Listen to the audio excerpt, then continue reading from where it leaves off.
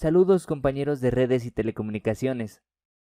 En este video hablaremos sobre modelos de redes y protocolos de comunicación. Responderemos a las preguntas: ¿cómo es que estos elementos hacen posible el correcto funcionamiento de las redes? ¿Y cómo debemos aplicar este conocimiento para la resolución de problemas? Comencemos. Eric es un ingeniero de redes de una empresa. Tiene conocimiento básico en el área. Un día, monitoreando la red, observa una alarma de pérdida de comunicación con un switch. ¿Cuál de estas dos opciones debería tomar Eric para solucionar este problema? A. Llamar a su proveedor de servicios de Internet para solicitar el restablecimiento del servicio de la empresa. O B. Confirmar la pérdida de comunicación e inspeccionar al equipo de forma física.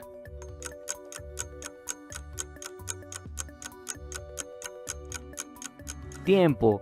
Si tu respuesta fue B, a continuación te explicaremos por qué elegiste la mejor opción. Perspectiva de la red de un usuario. ¿Cuál sería mi perspectiva como un usuario final de una red doméstica? Yo sé que mi PC tiene que conectarse a un módem. Y esto lo puedo hacer a través de un cable Ethernet o ingresando una contraseña para accesar por Wi-Fi. A partir de aquí, por mucho, consideraré que la infraestructura de mi proveedor me conecta a Internet y así logro escuchar mi música, entrar a mi correo y abrir en mis redes sociales. Pero la verdad, ignoro los detalles de transmisión de información tanto en mi red como en la red de la empresa proveedora de servicio. De igual forma en una red corporativa, solo sé que cerca de mi lugar de trabajo hay un puerto para conectar mi computadora con un cable Ethernet, que hay dispositivos en los techos que me dan acceso a Internet por Wi-Fi, que existen muchos equipos de red en una habitación restringida, y que con todo esto puedo accesar a un software vía web donde puedo accesar a archivos exclusivos de mi trabajo para realizar mis tareas. Los principios de funcionamiento de estas redes los obtenemos a partir de modelos. Un modelo de red es un conjunto de documentos que describen la estructura de la misma, esto es, las reglas de funcionamiento e interacción de cada capa que conforman esta red. Estos documentos contienen protocolos y estándares para el funcionamiento óptimo de la red. El primero consta de reglas lógicas y el segundo de requisitos físicos. Hoy en día, el modelo de red por excelencia es TCP/IP. Por ello, todos los equipos Cisco soportan este modelo. Entonces, un modelo de red son documentos con reglas de funcionamiento y contienen protocolos para la parte lógica y estándares para los requisitos físicos. De las siguientes preguntas, ¿puedes distinguir con cuál podemos recurrir a protocolos y con cuál a estándares?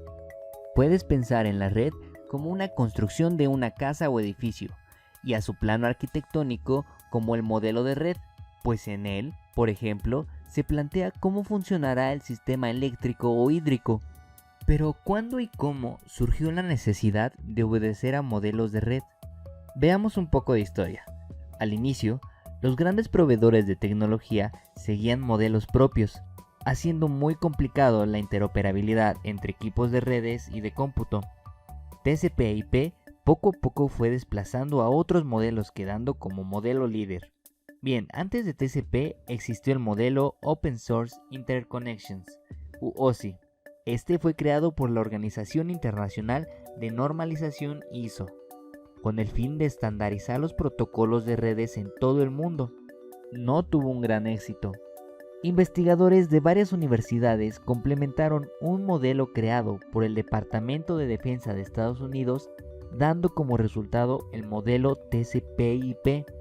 Hasta hoy se sigue hablando de OSI, pues nos sirve para desglosar un problema y detectar fallas.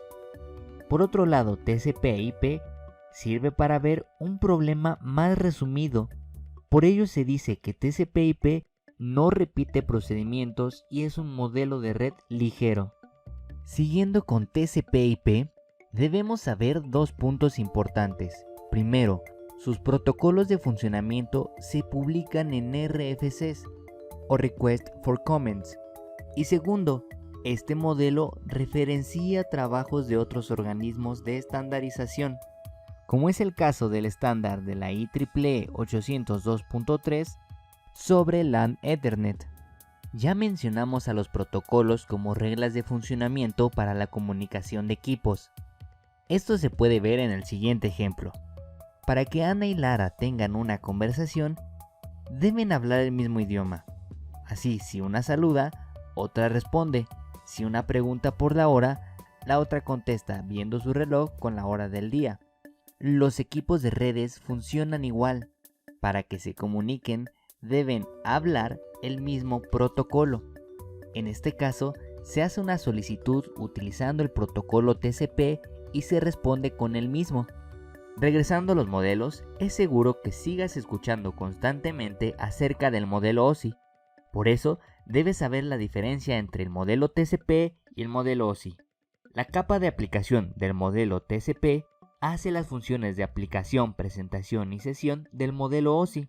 Por otra parte, la capa de acceso a la red de TCP hace las funciones de la capa física y enlace de datos del modelo OSI. Tenemos un tercer modelo, el modelo híbrido, el cual regresa a la capa de acceso a la red a la capa física y enlace de datos. Atención, debes considerar que equipos Cisco utilizan el modelo TCP/IP, pero en cursos de CCNA, así como en la guía oficial de certificación de Cisco, se hace referencia por razones explicativas al modelo híbrido, como en este caso, donde hablaremos sobre los protocolos más comunes. Si notas, en la última parte se considera como una sola capa, enlace de datos y física, pero se coloca en una sola fila de la tabla. Bueno, esta mención de los protocolos más comunes en las capas es tu primer acercamiento en la relación de protocolos y capas. Así que no te preocupes, aún no explicaremos el funcionamiento de cada uno. Solo debes empezar a familiarizarte que los protocolos HTTP, POP3 y SMP pertenecen a la capa de aplicación. Los protocolos TCP y UDP pertenecen a la capa de transporte. IP e ICMP pertenecen a la capa de Internet.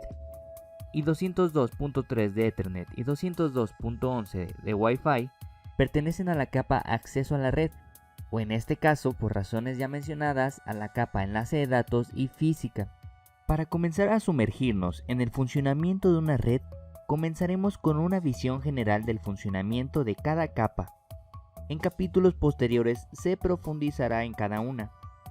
La capa de aplicación es la encargada de generar datos que deben intercambiarse entre dispositivos finales, red subyacente en la cual se transmiten los mensajes. Los protocolos de capa de aplicación se utilizan para intercambiar los datos entre los programas que se ejecutan en los hosts de origen y destino. Como se mencionó, la capa de aplicación en TCP equivale a aplicación, presentación y sesión en OSI. Con esto debemos de preguntarnos qué funciones absorbió la capa de aplicación de estas capas.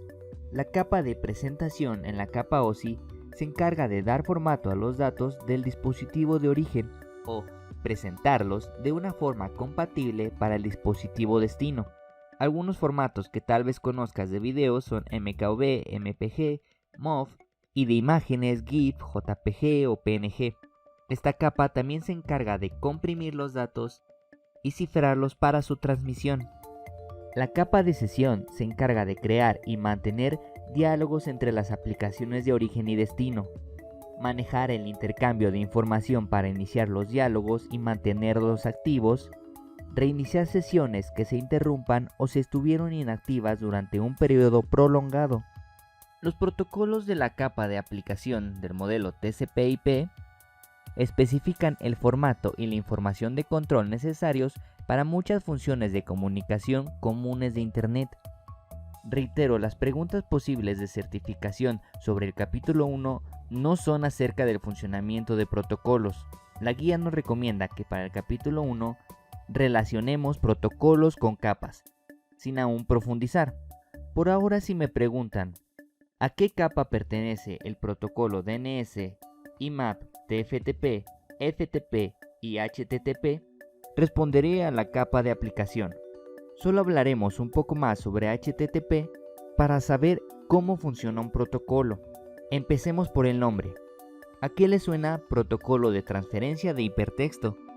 Considerando que hipertexto, en pocas palabras, Es una estructura de textos que contiene enlaces a otros textos. Para entenderlo, ayuda mucho a recordar en los hipervínculos. Estas letras subrayadas, muchas veces azules, que nos llevan a otra página.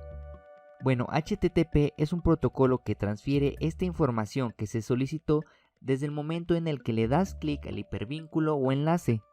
Entonces, HTTP proporciona una interfaz entre un software y la propia red. Los softwares más populares que funcionan con dicho protocolo son los navegadores web. En cualquier buscador, en la parte superior, podemos encontrar una barra en la que vemos un URL. Este comienza con HTTP. Esto significa que para la solicitud de ese URL, en la transferencia de información se utiliza dicho protocolo. En resumen, para llevar a cabo una solicitud o entrega de página, las aplicaciones de cada endpoint, ya sea servidor o cliente, utilizan un protocolo de capa de aplicación. Este puede ser el protocolo HTTP.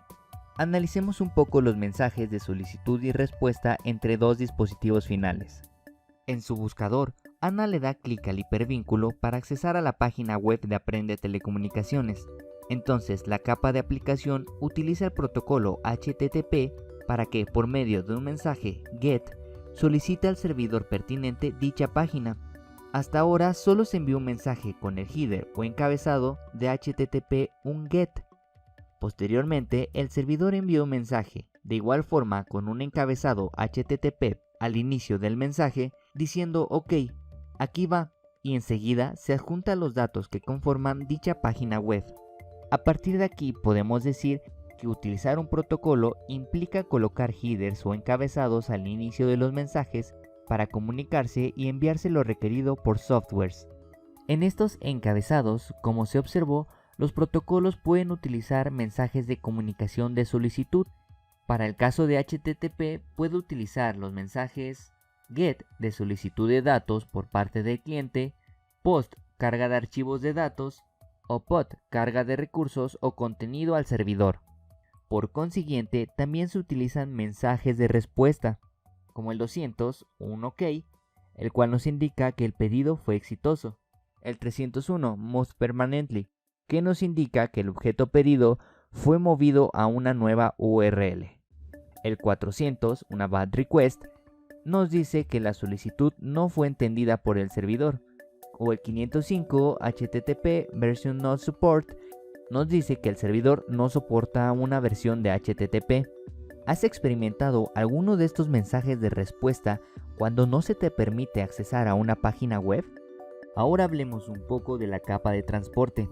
Esta, de forma general, prepara a los datos para una comunicación lógica entre aplicaciones de dispositivos finales.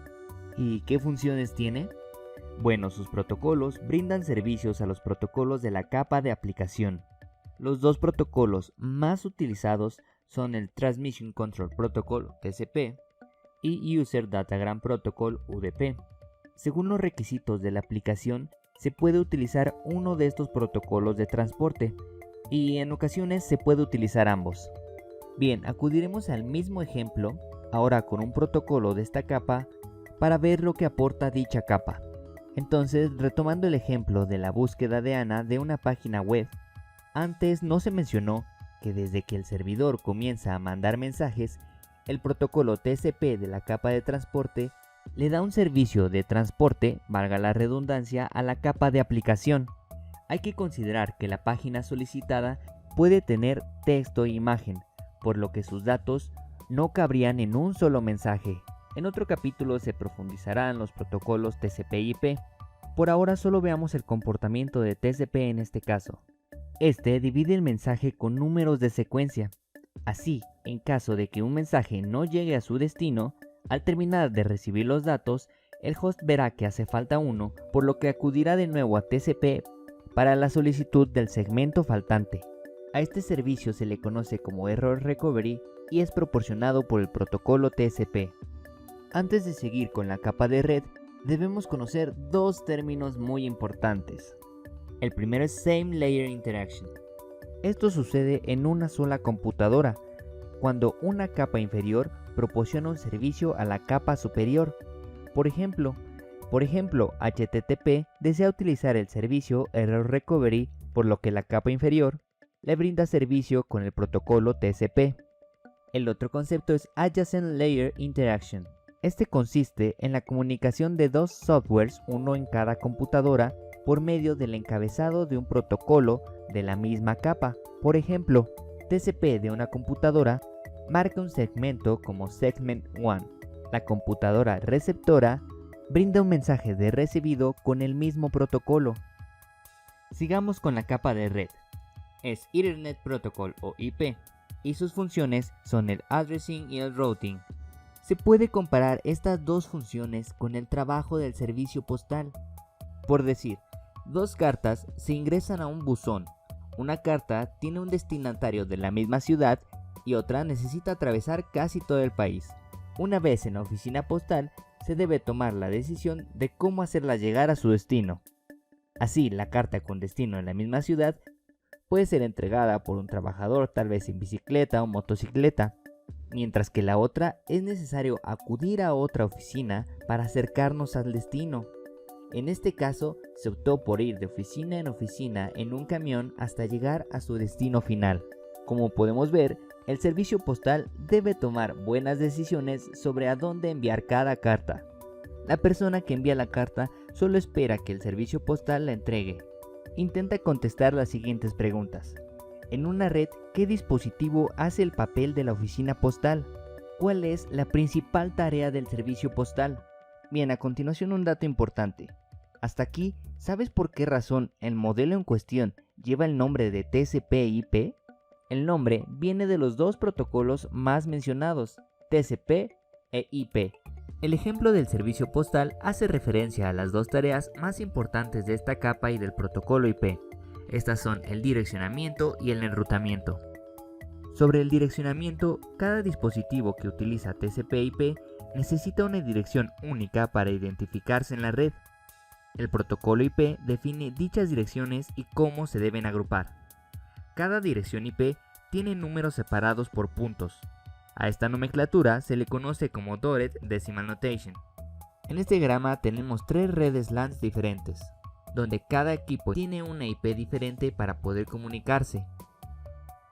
Los routers conectan las partes de la red TCP/IP con el propósito de rutear paquetes IP al destino correcto. A partir de aquí, nos referimos al reenvío de datos hacia una dirección, acción realizada por routers y switches como forwarding. Con esta acción, los routers reciben paquetes IP por medio de sus interfaces físicas. Estos toman decisiones basadas en la dirección IP incluida con el paquete y luego envían físicamente el paquete a otra interfaz de otro router. Bien, ¿y cómo se realiza este forwarding? Esto es por medio de la función del protocolo IP Routing. La capa de red utiliza el protocolo IP para brindar el servicio de forwarding de paquetes IP. El término host IP se refiere a cualquier dispositivo que, independientemente de su tamaño, tenga una dirección IP y se conecte a cualquier red TCP/IP. Paso 1. El servidor de Lara está listo para enviar su paquete IP. En el proceso IP se decide enviar el paquete a un enrutador, perteneciente a su misma LAN. Lara no necesita saber más información sobre estos routers, más que la que es importante para su LAN. Paso 2. R1 recibe el paquete IP. El proceso IP de dicho R1 es tomar una decisión de forwarding. Al mirar la dirección destino 2.2.2.2, comparará dicha dirección con sus rutas IP conocidas y decide hacer la acción de forwarding con el paquete hacia el enrutador 2. Paso 3. R2 realizará el mismo proceso al recibir y mirar la dirección IP destino 2.2.2.2. Se comparará con las rutas IP conocidas de R2 para realizar la acción forwarding del paquete hacia la LAN que pertenece el host de ANA. Es turno de la capa de enlace de datos y capa física. Recuerde, en este curso y en la guía oficial, cuando se ven por separado estas capas, se hace referencia al modelo híbrido. Cuando se ven en la misma capa, este lleva por nombre capa de acceso a la red y pertenece al modelo TCP/IP. La capa de enlace de datos define el cableado y la energía. Estas son señales eléctricas que fluyen en los cables. La capa física define las reglas y convenciones para enviar datos por los diferentes medios de transmisión. Entre los dos, definen los protocolos y el hardware necesario para entregar los datos a través de una red física. Por ello, ambas capas trabajan en conjunto. La capa de enlace de datos le da servicio a la capa de red. Cuando el proceso IP de un host o de un router elige enviar un paquete IP a otro router o host, este utiliza detalles de la capa de enlace para su posterior transmisión.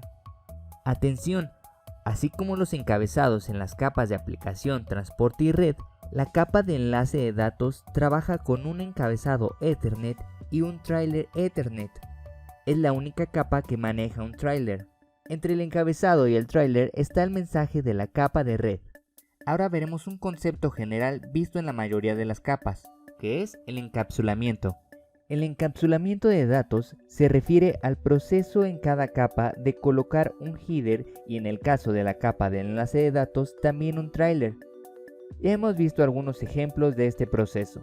El encapsulamiento del header HTTP y los datos dentro de un header TCP, el encapsulamiento del header TCP dentro de un header IP y el encapsulamiento header IP dentro de un header y trailer Ethernet. Por ejemplo, en un servidor, a partir del mensaje de la capa de red, esto es un paquete IP, la capa de enlace encapsula este paquete entre su encabezado y trailer. Con esto, el paquete puede ser transmitido por la capa física. Al recibirlo, la capa de enlace lo atiende y debido a su encabezado y trailer, lo pasa a la capa de red, donde es necesario desencapsular para poder analizar el paquete IP. Para cerrar el tema de capas y modelos de red, debemos saber cuáles son los nombres del mensaje en el modelo TCP/IP tras un encapsulamiento. Cada capa forma un mensaje al encapsular los datos. Solo por notación, para darle importancia a cada encabezado, es muy común en la literatura que en cada mensaje se puede omitir los encabezados previos, y así, al mensaje encapsulado por la capa de transporte recibe el nombre de segmento. Al encapsulado por la capa de red se le llama paquete. Al encapsulado por la capa de enlace de datos se le conoce como trama. Cabe añadir que la trama también pertenecería a la capa de acceso a la red. Al mensaje antes de segmento se le conoce solo como datos. El modelo OSI, por otro lado, utiliza el nombre de PDUs para nombrar a los mensajes de cada capa en vez de tramas, paquetes, segmentos, etc. Un PDU representa los bits que incluyen los encabezados y trailers de una capa, así como los datos encapsulados. Cada capa encapsula las PDUs que recibe de la capa inferior, de acuerdo con el protocolo que se utiliza. Referenciando al modelo TCP/IP a partir de las PDUs del modelo OSI, los datos serían el término general para la PDU que se utiliza en la capa de aplicación. El segmento sería para la PDU de la capa de transporte, el paquete para la PDU de la capa de red, la trama para el PDU de la capa de enlace de datos y los bits que serían la PDU de la capa física que se utiliza cuando se transmiten datos físicamente por el medio. En este diagrama se muestran los encabezados y trailers que pertenecen a cada PDU. Así tenemos al PDU de la capa 7 con su encabezado, al PDU de la capa 6 con su respectivo encabezado y así sucesivamente.